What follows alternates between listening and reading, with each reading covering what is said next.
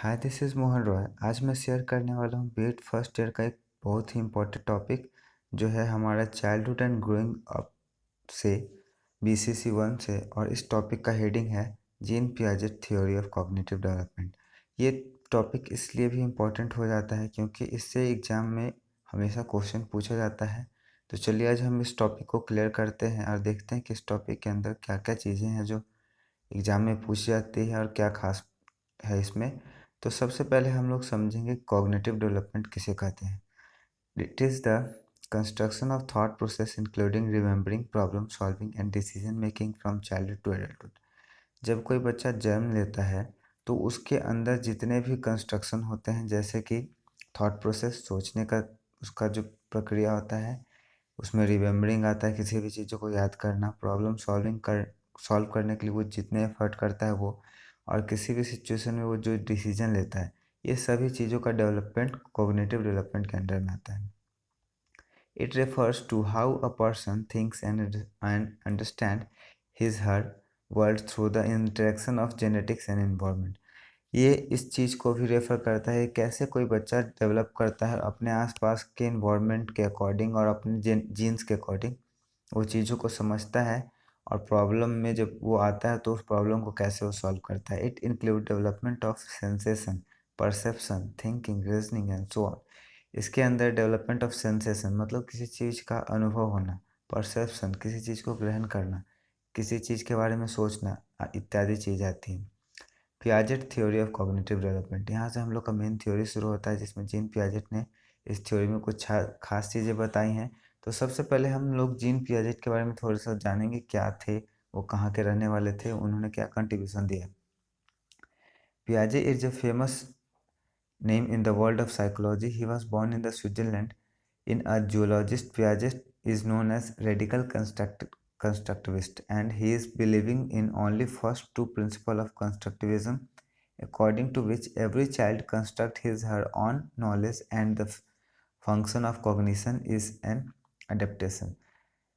Gene Piaget जो थे Switzerland के रहने वाले थे और वो एक जूलॉजिस्ट थे। उन्होंने ये थ्योरी दिया था और वो कंस्ट्रक्टिविज्म रेडिकल कंस्ट्रक्टिविस्ट थे। वो कंस्ट्रक्टिविज्म के सिर्फ दो ही थ्योरी को मानते थे। उनके अकॉर्डिंग जो भी बच्चा नॉलेज एक्वायर करता है वो अपने आसपास के माहौल से अडेप्ट करके करता है।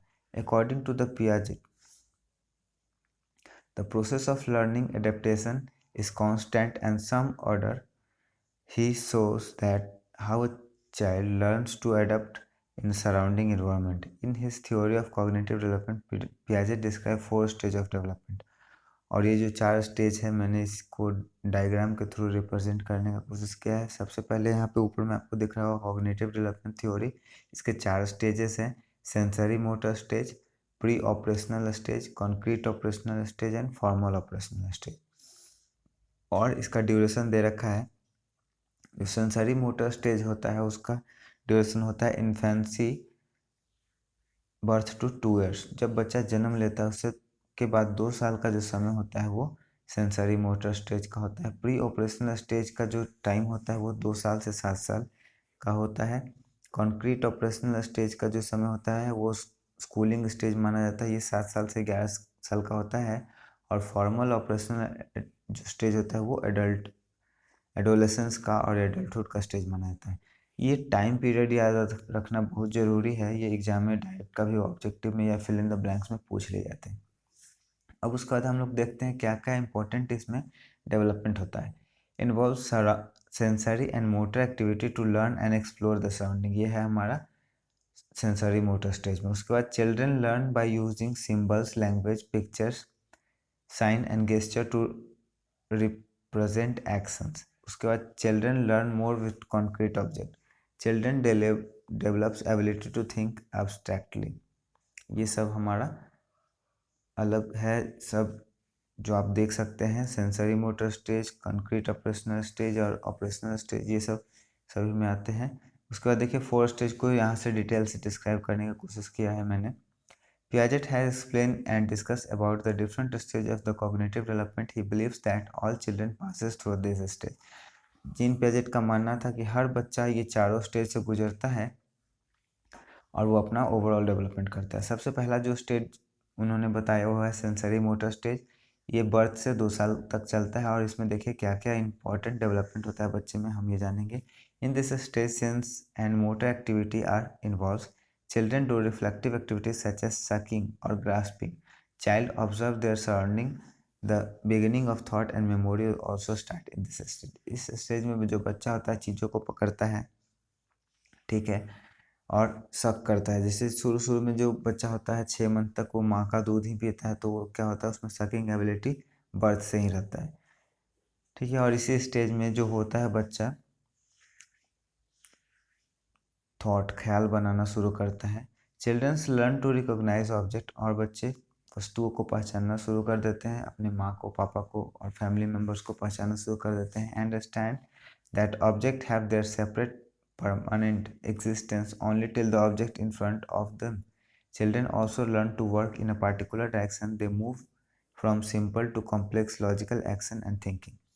यहाँ पे एक खास बात बताया है गया है कि चीज़ें को पहचानने का एबिलिटी डेवलप हो जाता है बच्चों में, लेकिन उसी समय तक जब तक कि वो चीज़ उसके सामने रखा हुआ हो, ठीक है। और यहाँ बच्चे सिंपल से कॉम्प्लेक्स की तरफ मूव करते हैं, ठीक है। दूसरा स्टेज जो था वो था प्री ऑपरेशनल स्टेज। ये 2 साल से 7 साल के बच्चों में डेवलपमेंट होता है।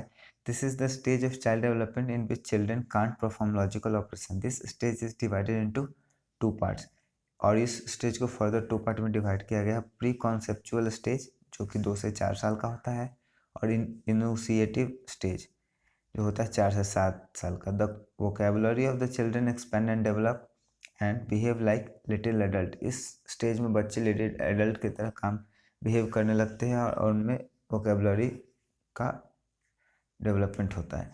Ego centrism is one of the main character of this stage of children. Ego centrism, आपको ये पॉइंट ध्यान में रखना होगा कि प्री कॉन्सेप्शनल स्टेज का जो मेन कैरेक्टर होता है वो होता है ईगो सेंट्रिज्म, ठीक है। Children focus on their own perspective and feel that they are correct. इस समय बच्चे सिर्फ अपने बारे में सोचते हैं और उन्हें लगता है कि वही बस सही है, बाकी सब गलत है। In this stage child thinks that all the object living और non living thing feels the pain and everyone is like him और हर। इस समय बच्चे सोचते हैं कि जो भी लिविंग थिंग है, नॉन लिविंग थिंग है, सभी को दर्द होता है और सभी उसी के समान है। Children also develop the ability to use symbol, language, picture, sign and gesture to represent action or object mentally. Piaget call it symbolism. Their idea or right and wrong are affected by the people around them. उनका जो idea होता है किसी भी चीज़ को देखना सही और गलत के रूप में, वो उनके आसपास के लोगों के कारण प्रभावित होता है। They generally focus on one accept at a time.